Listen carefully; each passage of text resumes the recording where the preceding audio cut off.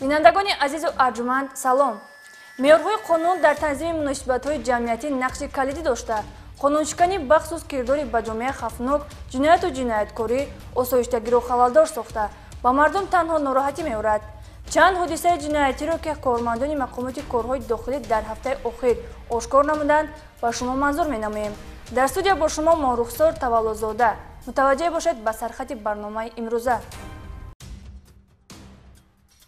آشکار گردیدن جنایت مخصوصاً وزنی در ناحیه جیهون، گمانبران کشتار اعضای یک عائله بازداشت گردیدند.